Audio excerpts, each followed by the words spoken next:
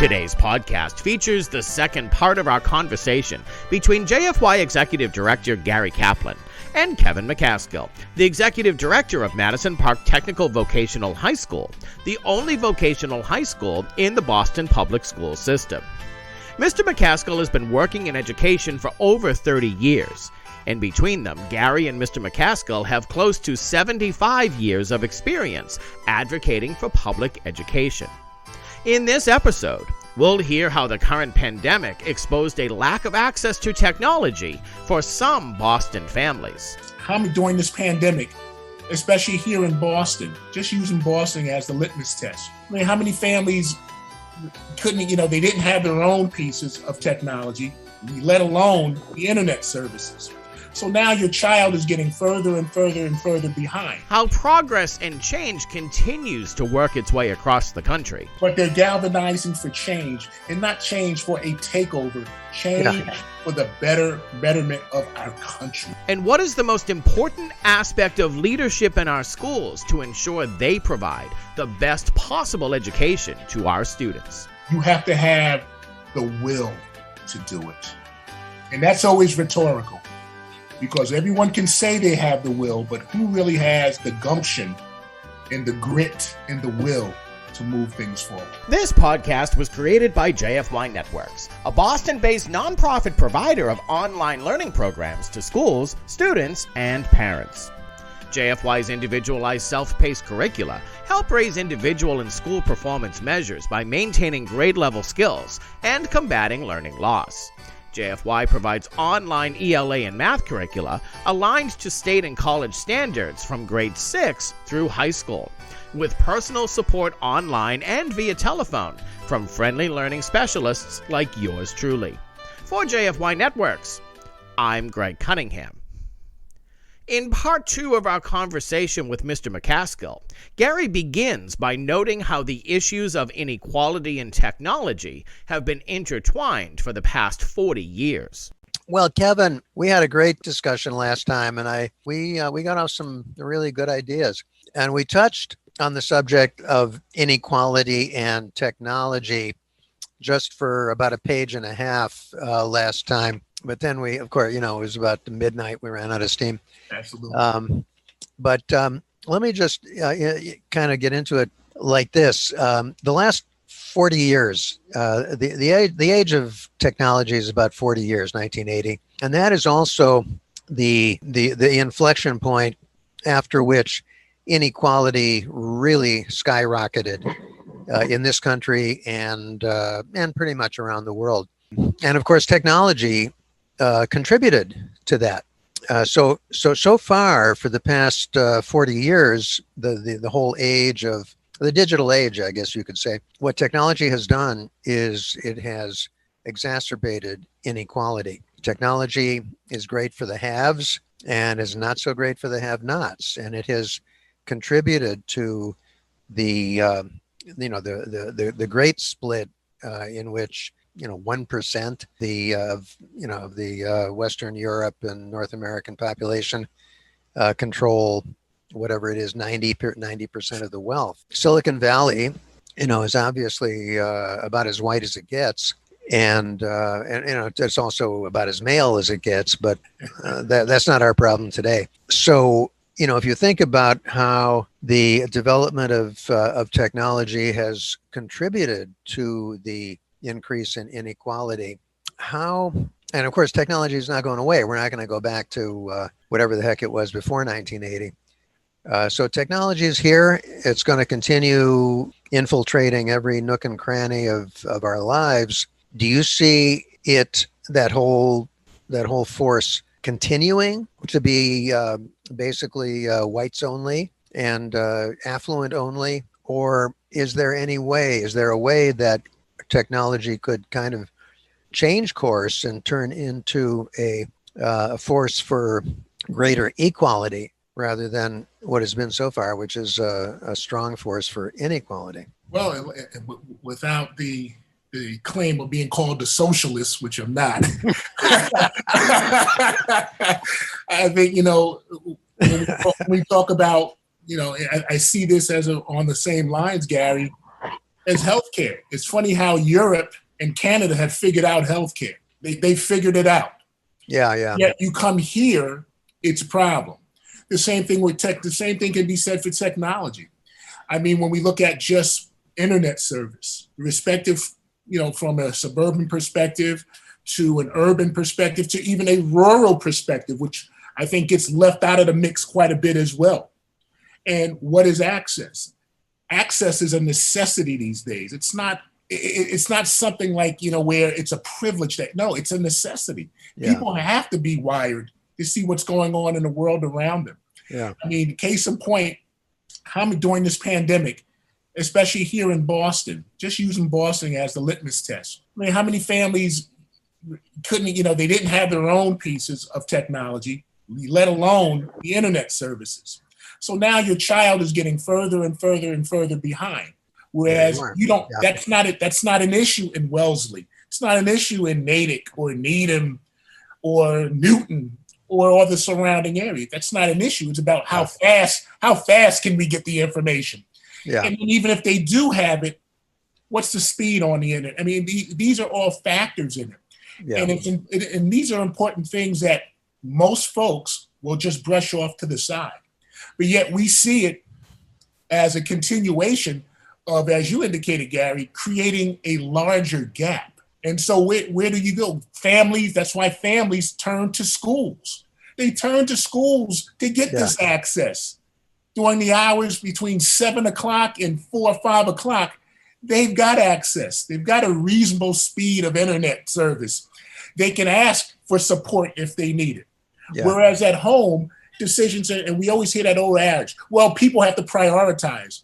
Well, yeah, if you're making minimum wage, you have to prioritize between keeping the lights on or having the internet. So what's the toss-up? Having food or having the internet? Yeah. I mean, these are decisions folks shouldn't have to make. But yet, as you said, it continues to widen. And I wish I had the answers. I think if I had the answers, I'd be on a podium someplace here in the country. But, it's something in which all parties, and including, and I'm not talking politics when I say parties, I'm talking about all sectors of society, schools, health agencies, social agencies, even politicians, philanthropic organizations. How do we come together to solve this issue? And until we come to that modality and that approach to solving this issue, Gary, it's just going to keep exacerbating itself on and on. And again, the pandemic has done us no favors in this. And the question becomes, when we do come back, hopefully, in a reasonable amount of time, what are we going to do? Because the same issue is going to persist.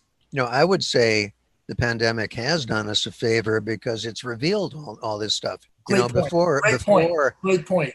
Nobody even thought about, do all these urban kids have any technology at home? Nobody thought about that before. And now all of a sudden it's bubbled up, and now everybody knows about that particular digital divide. And and with technology, again, and believe me, I am as low tech as anybody. No. I'm never claim to be someone who is an expert in this field, but I do know one thing. I know the technology changes, very rapidly, very quickly. Oh yeah. Whereas what's in one year may not be the rave the next, and everyone's always going for bigger, better, and faster each and every year. And I know in schools we never keep up. Never keep up. No. So can you imagine in these multi-million-dollar monopolies we call school districts, if they can't keep up? Can you think about these individual homes trying to keep up? Yeah. Well, and even within the schools, certain districts like Newton and Wellesley and so forth, they do pretty well. Mm-hmm. But, when we get back to Boston, Worcester, Springfield and so forth, the money isn't there. And it's not and this is by no means to slap the suburbs. Hey, if you have the means, by all means, make everything accessible for you and your family. By all means. Oh yeah. But it's to the point where, and you brought up, Springfield. Springfield is, obviously, I believe it's the third largest city here in Massachusetts. It is. But compared to Worcester and Boston, is a considerable income gap Oh, yeah. And so now you're looking at an extremely poor city with literally no means. How do those families make it? It's just it's really sad. And Gary, as you know, we said in the last I lived in Springfield for 30 years, and I was very fortunate to have, viable means of employment as well as income. But I think about all those families in Springfield, again, a city that was hard hit, by a lot of factors. What happens to those families? It's just, it makes you wonder. And then it should move us all to action of how do we galvanize support to find reasonable funds to have a sustainable system where kids have access, literally 24-hour access to technology. Not so much to play video games or surf the net, but geez, just to do their work and to be inquisitive about certain topics, to learn more, to be more informed. Well, this kind of gets back to the socialism issue. We can't even really agree on healthcare. That's right. We're still fighting over that. And so you're going to come along and say, hey, we need a great big spending bill to give technology to all these poor kids in the cities and in small towns. That's right. But I just cannot understand how people can not see that by having a whole bunch of poor and under-resourced people in this country, it's not doing them any good. It's a bad situation. Well, it's madness. You think, you bring up a good point with social. What's the matter with them? You look at social programs. Go back. You remember the Great Depression, I believe it. When FDR was president from 33 to 45. I mean, you talk about a master of putting together social programs. Yeah. Just to get the country back in kilter during and also not only coming out of the Depression, but during a war. And he put together these social projects for the good of the nation. But he was lucky because he had the Depression and then he had the war. And, so he had all these tailwinds and even at that, the Republicans fought him tooth and nail on every single. They tried to declare every part of the New Deal. They tried to eliminate. That's why he tried to pack the Supreme Court. Yeah. But he didn't get away with. But even with something, I always go back to the Works Project Administration, putting people to work, clearing land, building roads, building the infrastructure of the United States. But Gary, fast forward to the late 50s when Sputnik was launched. Right. You saw this mad dash from the United States for science. Right. I guarantee you, look at that time, you probably have more scientists coming out of the United States during that time. Because of one, we could never be second. But it was we could never be second. But yet you saw science as a major, major emphasis, and it was a national push. That's right. So, when you start doing these things because of someone else doing it, if that's your impetus, it's not going to be sustainable. And that's what we've always done, something that's not sustainable because it's always someone else who we're trying to beat, as opposed to doing it for the greater good and the common well of society. When we get to a mindset of doing things for the common well, and that we all should be altruistic in everything that we do, we would be a lot better off. But it's always got to be an impetus of being second or not getting what I want. Yeah. So now I'm going to be competitive or outshining someone. As opposed to, look, these folks are in need. What is it that we can build? And we can do a short term where you can throw money at it for the short term, but that's not sustainable. How do we build a network of sustainable systems and structures that are pressure tested and pressure proof, and that we can meet just the basic needs of folks to give them a leg up to propel them to compete in society, compete for industry employment, compete for housing. And those are things, again, you shouldn't be competing for housing. You should be able to live wherever you want to live that you can afford. But if I can't work someplace at a reasonable wage, how can I afford it? How can I? Yeah. So I don't understand how people cannot see that helping people earn more money, which they're going to spend. That's right. How can you not see that? I just Gary, it's greed, it's selfishness, hate. Let's call it what it is.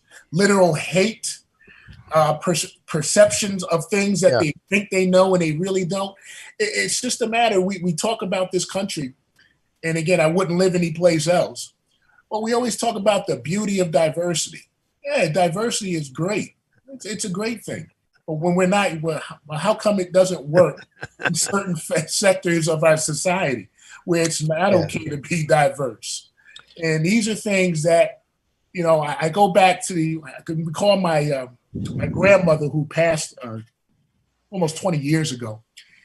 And, she was always, every now and then, she was from the South.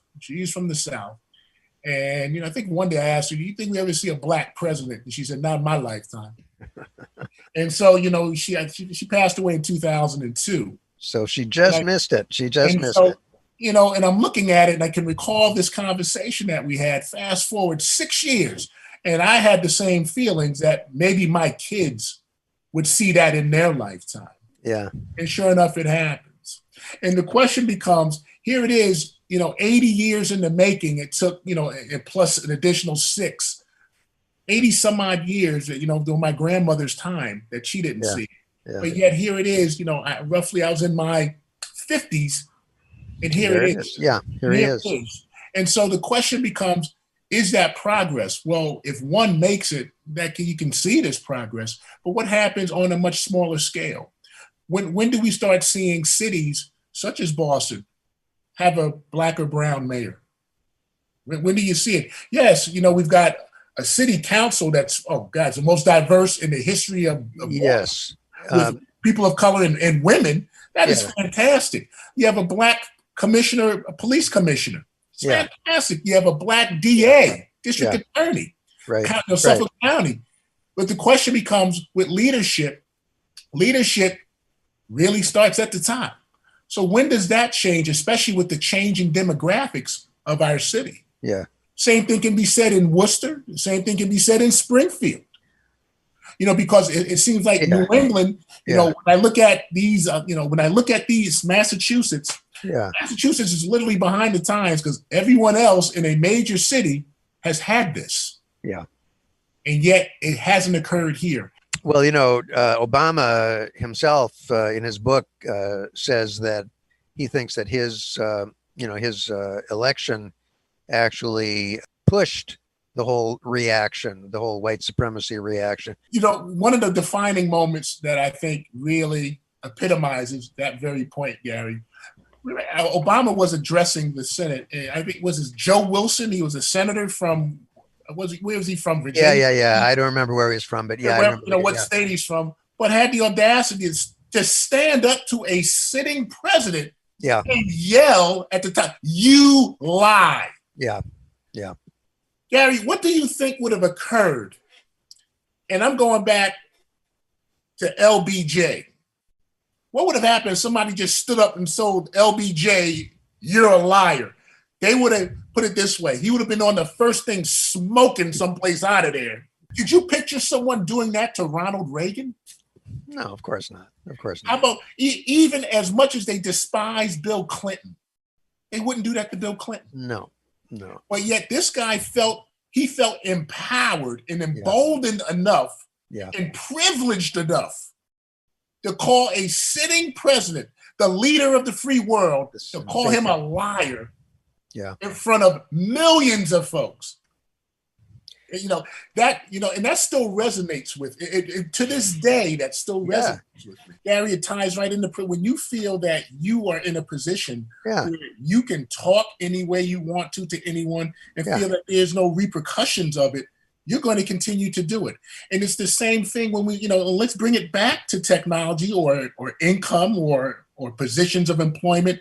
And you brought about Silicon Valley. Well, see, when you have young children where there is no legislation of having them being armed with capable internet and computers and laptops, when you don't have that, you become a very, very segregated society. And it goes back, and they figure they make the laws, They can circumvent them whenever they want to. Yeah. And it becomes a very exclusive club. And so when someone is trying to say, hey, that's not right, now let's build a wall around our club, and now it's exclusive because we'll take only the token ones who agree with what we say and who will follow what we say and be the mouthpiece of saying, see, all Black and brown people don't think like those people outside of our group. It's a sad commentary about, again, society. And again, I think, I stated before, I wouldn't live anyplace else. I believe in a free society. I believe in capitalism and all the pieces that go along with it. But it's funny how when we look about, especially in this socially and racially charged era that we're in, I mean, much more than the 50s and the 60s right now, you're seeing the civil rights movement 2.0. You are seeing it right in front of your eyes. And I think it's in its time. And it's great when I hear, and I'll just bring it right to Roxbury, sitting here in my office, especially during some of the protests, to see some of these white kids that were getting off at Roxbury Crossing, and not one or two, but I'm talking hundreds, coming into Roxbury to support the cause. To support the cause. See, that's a unifying piece. And it's not the destruction of society. It's not the end of days. People are just saying, this isn't right, and we're not tolerating this anymore. We're going to keep coming out here night after night, week after week, until we see a semblance or just some resemblance of equity. Yeah. And until and don't be, and you can't be scared if your thought process was a little jaded. Okay, there's no one on this earth who sits on the right hand of God. We may have some people who profess that they do, but there is no one here that sits on the right hand. So we are not perfect beings. Yeah. And when we start identifying some of the faults, some of the blind spots that we have, and just saying, hey, I can help you with that, just like you can help me with this. Those are just great unifying pieces. And it's fantastic to see. And everyone's, well, it's all got to be Democrats. No, there's some good independent folks who are out there, and actually some good Republican folks who understand what is right and what is wrong, and what is equitable and what is not equitable. We keep being exposed to these extreme cases in which they are just flat out saying, this is our country. This is how we used to do it, and we're going to continue to do it this way. It's an extreme. But for the most part, but see, Gary, you can't stop evolution. And the evolution is, you see it, the populations of Black and brown folks every single year is increasing. Sure. And it's just, and I see certain sectors of white Americans trying to hold on. Oh, sure. It's not a matter, no one wants to take what you have. Hey, this is all our country. Let's all work collaboratively to make it the best possible place where we can earn a living, raise a family, and be benevolent towards one another.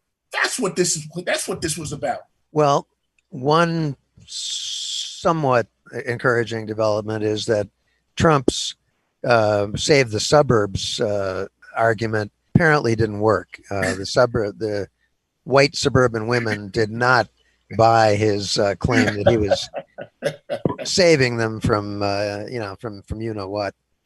I mean, you just had individuals that just saw that they look, that's not who we are. I think that resonated loud and clear. This is not who we are. We are not the evil individuals who want to build walls and set up obstacles and be the defiant ones in which we're going to keep folks out. And yet, 70 million people. They voted for the guy. But it's something again.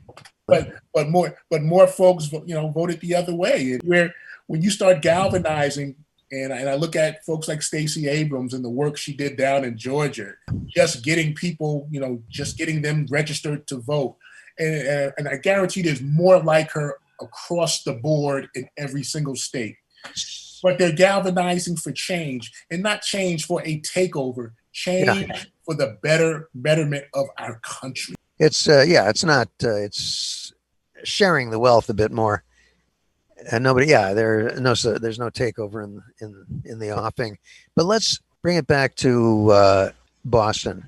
Yeah. But before we do that, I just want to remark: the Fortune 500 companies. What are there? 4 black CEOs, something like that. It's a small number. Yeah, it's a single digit, and I think it's 4. I think a couple of years ago it was 6, but a couple of them disappeared. And now it's something like 4.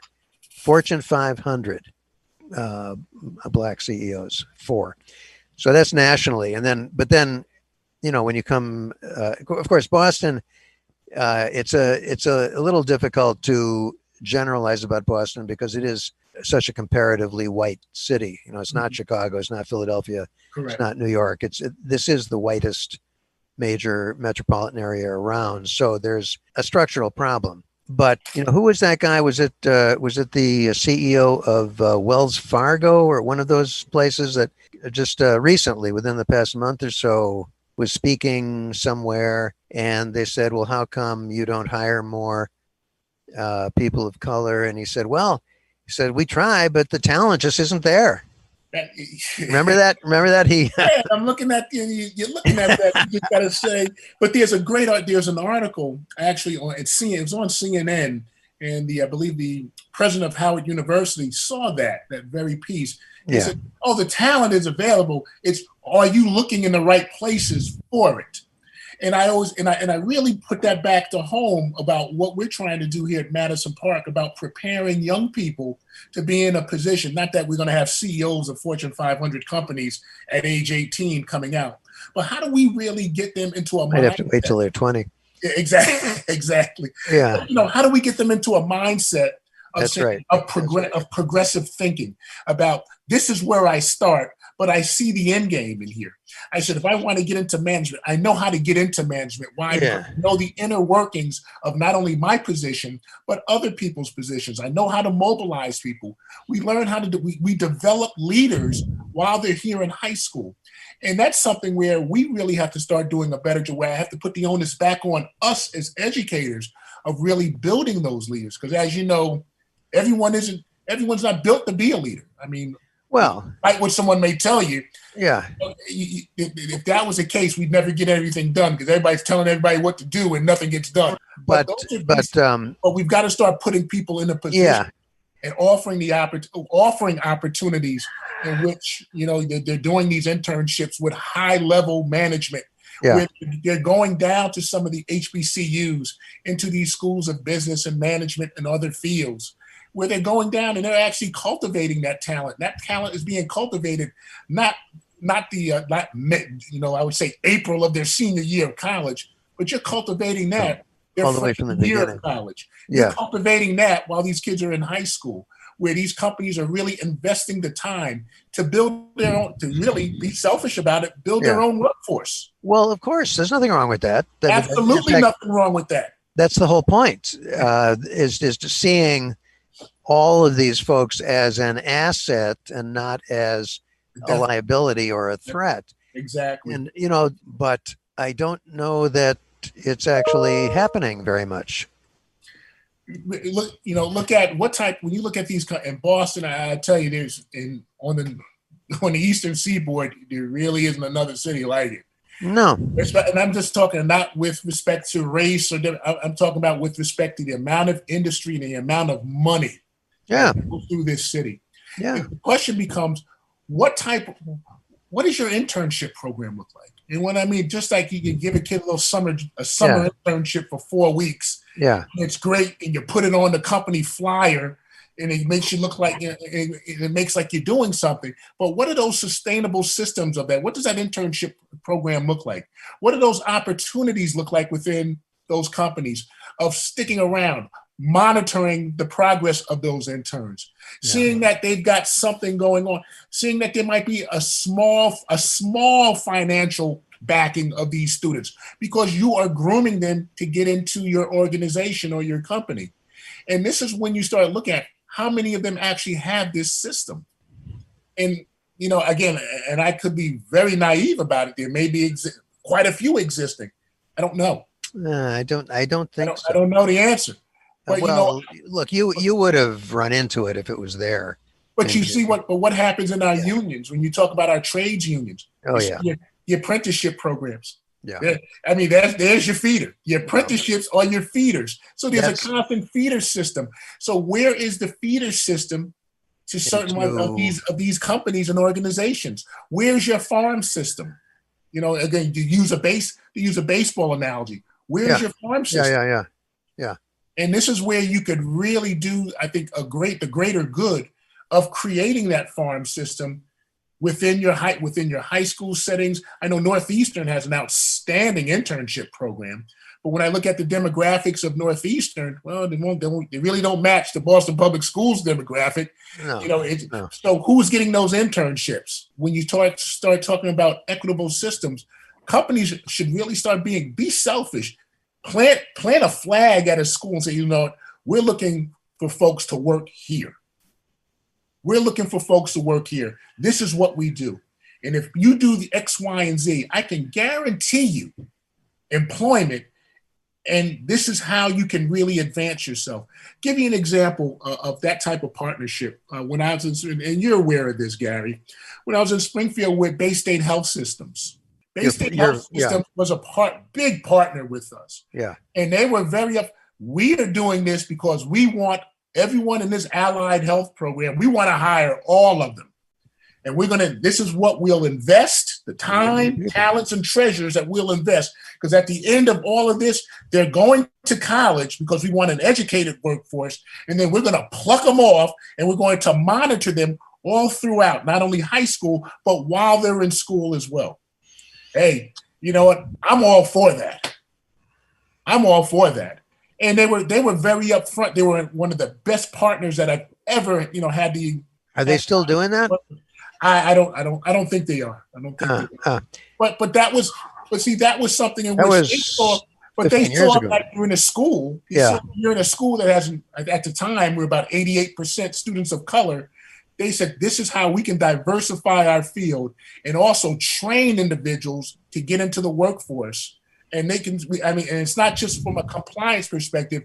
We are solving multiple problems in one fell swoop. So there's two big institutional blocks that need to get into the game. One is college. The colleges have to be early college. All of that stuff has to be built in structurally, and business. True. Now, so you've made some good moves towards college with all the early college stuff. Absolutely. It's been, I tell you, the dual enrollment in early college has been such a successful venture here at Madison Park. Yeah. Everyone will start fighting, well, aren't you training them for industry? That doesn't mean you can't be educated as well to get. I don't understand. That's a whole thing. What do you think industry is? You think it's working in a steel mill? Even in a steel mill now, you're sitting at a console controlling, the furnaces. The proportion of the steel industry workforce that has a college degree, used to be something like 13%. And now it's something like 60%. Yeah. There is basically no unskilled labor left in the economy, and the degree of skill that you need to do anything is keeps going up. So you can't separate education from workforce development. It's the same thing. You really can't, and it's great that we have an opportunity in our VOTEX across the Commonwealth and across the country, in which we can literally train students to leave, exit high school into industry. But yet they've had ample training across a lot of mediums. But but to say that you're sending too many kids to college, it's nothing wrong with someone being educated and being a carpenter. There's nothing wrong with someone being a plumber and knowing a little bit about engineering. There's nothing wrong with that.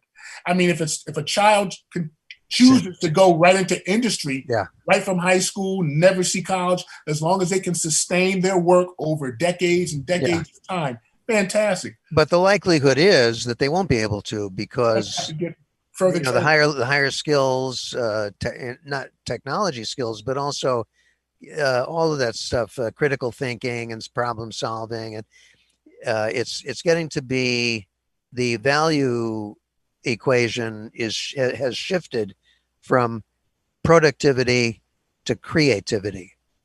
It's not good enough to, okay, I have this set of skills, I do them real well, so that's it, I'm set for life, right? Yeah. No, you're set for maybe the next 2 years. And then everything's going to change, and you're going to have to change, and you're going to have to learn a whole bunch of new stuff. So it's really learning how to learn is what you have to be focused on. And that idea that people have said for forever, that Voc schools should not be sending kids to college.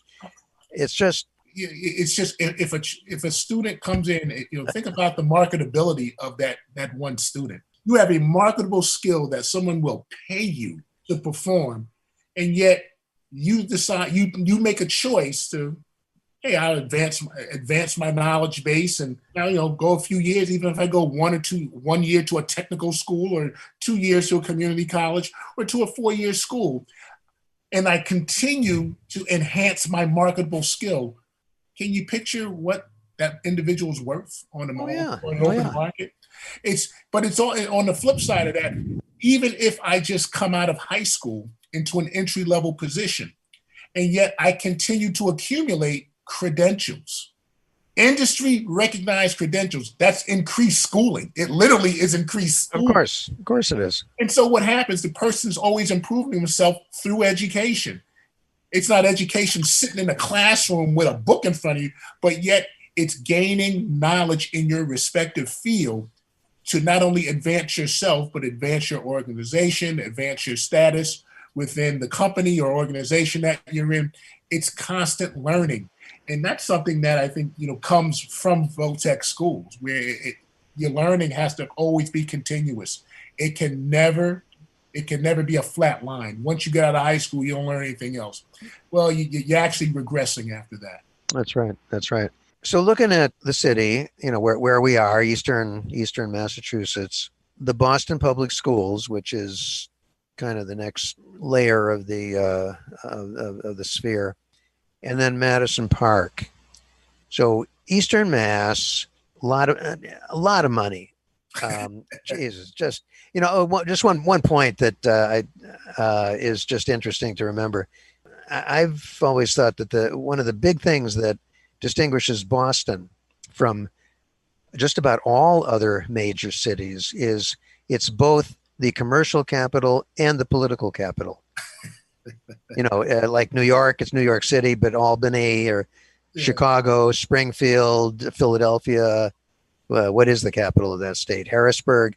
When you split the capital from the commercial center, you dilute the talent pool. Yeah. But here, everybody's in the same place, and it's a small town. It's only a 500,000 town. In normal times, I used to. You could walk down Washington Street in downtown Crossing and run into just about everybody in city and state government and in business. I used to see, what was his name? The chairman of Bank of Boston, Chad Gifford. Mm-hmm. I used to see him walking down Washington Street around the corner from our office, licking an ice cream cone all the time. It's a small town, and everybody is right here. That's right. And you can walk the whole city in half an hour. That's really something that really contributes to the vitality of Boston. So you got all of this money. You've got the universities, you've got the hospitals, you've got Fidelity, you've got you've got all of this stuff, and yet it has not turned into greater equity in the city. And then you have the Boston Public Schools, which have they made progress in the last the last 20 years? Has there been progress in the Boston Public Schools?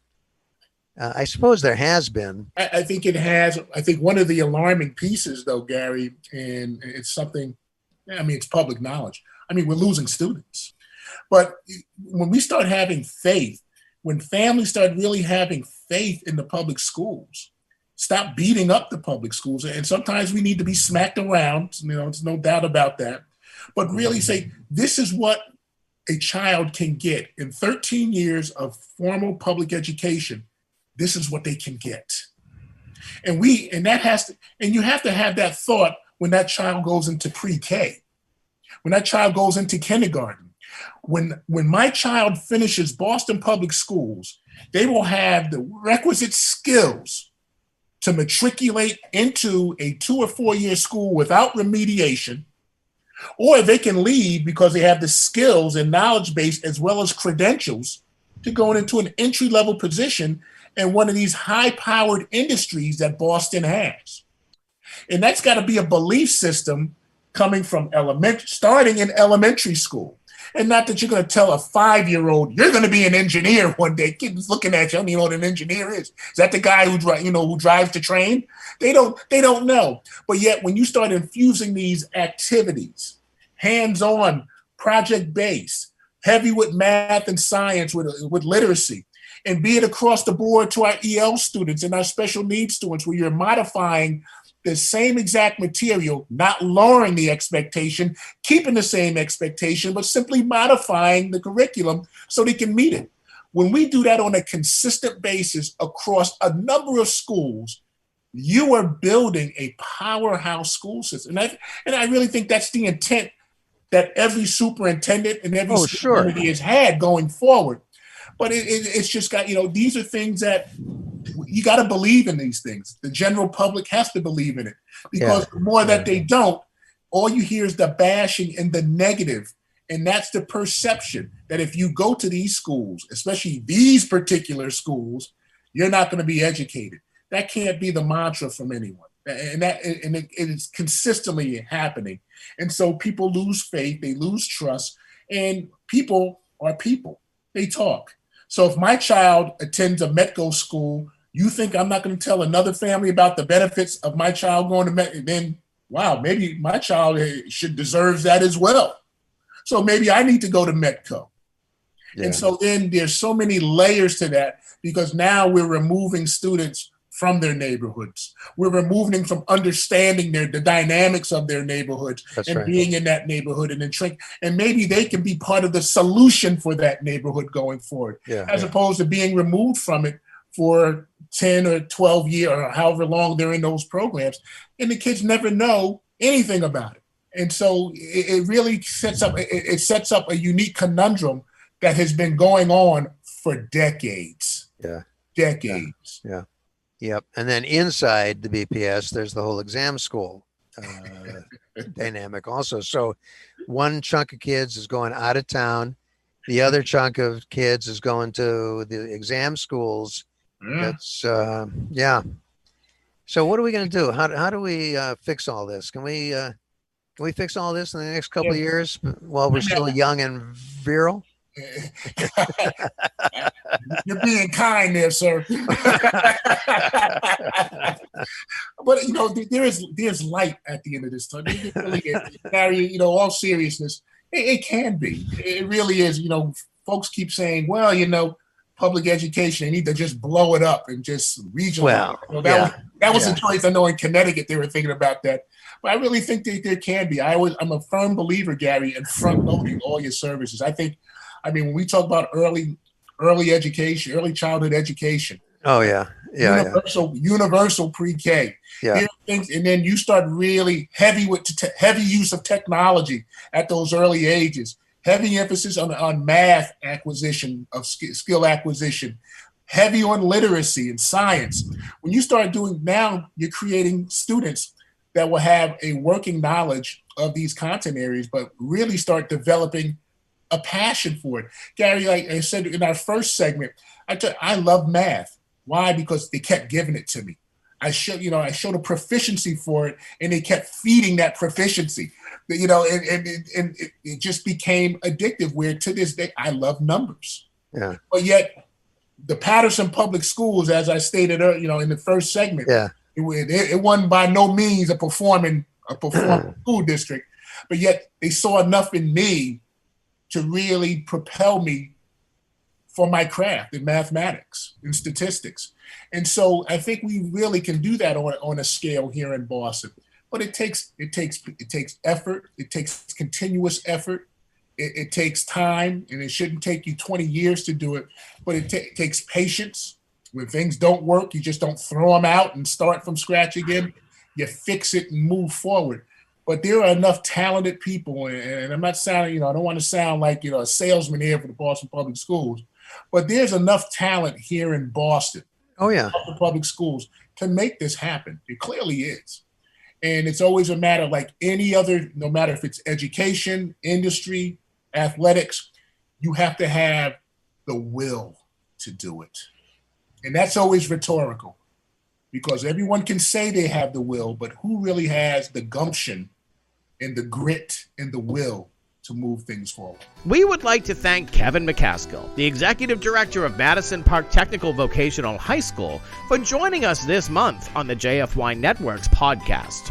Join us again at the end of January for our next podcast installment. If you have any questions or comments, please navigate to our website, jfynet.org, where you will also find our new Connected Learnings page, outlining the array of resources provided by JFY Learning Specialists. Thank you for listening to this podcast. For JFY Networks, I'm Greg Cunningham. This has been a production of JFY Networks.